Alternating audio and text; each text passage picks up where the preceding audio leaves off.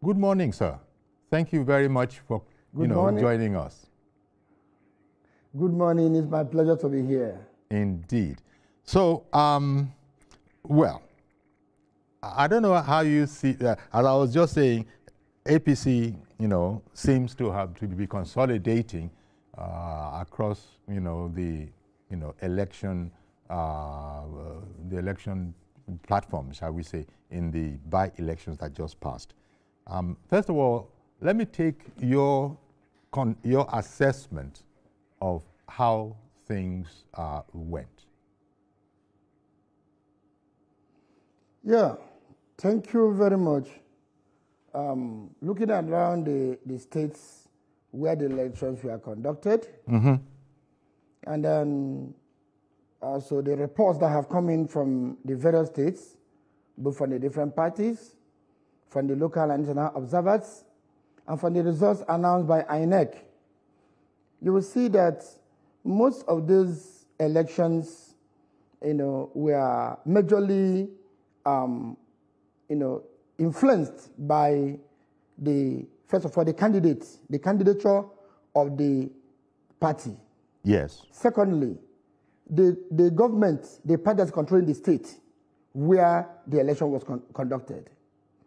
Then, thirdly, currently there are so many things that have happened in Nigeria in recent times, whereby many people are now beginning to, give a chance, acceptability, understanding to the APC presidency led by Bola Ahmed Tinubu, which most of us prior to this period have always been considered with serious skepticism, especially in the early days of his presidency, whereby the two major policies he unleashed on Nigeria, the issue of subsidy removal and the issue of closing up of the dual dollar exchange rates, the ripple effect it had on the economy, and then the effect it had on the masses, the suffering and others was too much for people to bear at that initial stage.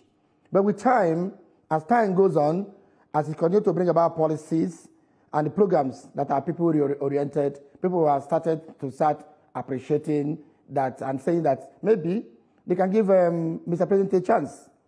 Now, looking at it from so many prisms, you see that like the students' scholarship scheme, the job and the family welfare packages, and then the reduced insecurity in most parts of the country, and then hope that security is coming to Nigeria, then infrastructure development that is taking place and others are part of this that people are started to consider prior to now. And also, if you look at you will see that the extent of the Fulani herdsmen violence on the farmers and indigenous communities have equally drastically reduced.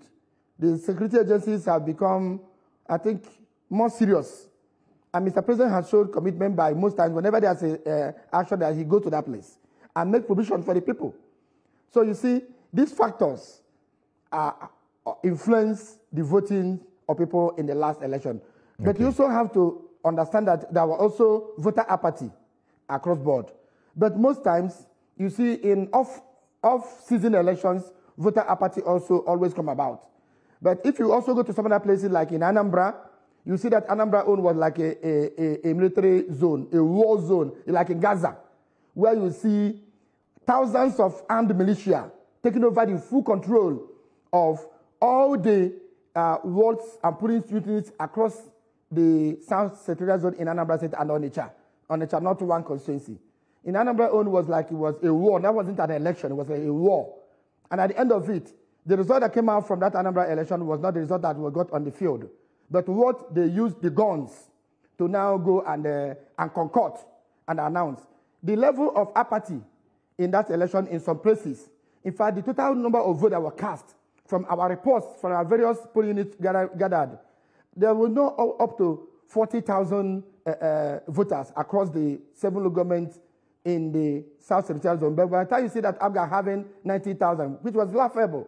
And they also used the militants to prevent candidates from coming out to vote or for having access to their people, having their freedom during election. They used militia, thousands of them, heavily armed with pump action and AK-47. Even the police, the army, and DSS were afraid to confront them. But I don't know if it was a connivance, but I would say afraid to confront them. So generally, the election were peaceful, and in most states, and people exercise their franchise. But that of Anambra, I mean, this is a war. It was a war, and federal government had to look into it.